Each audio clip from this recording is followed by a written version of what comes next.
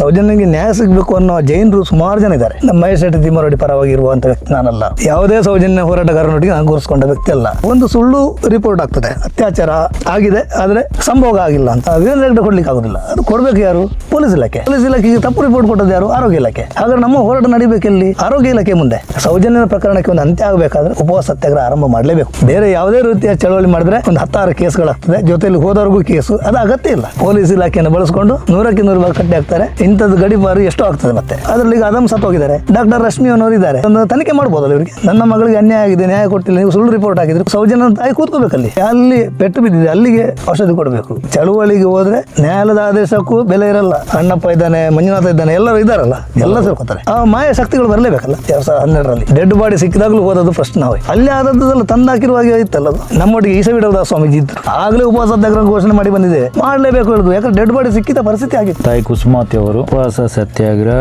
ಕೂತ್ರು, ನೀವು ಬರ್ತೀರಾ?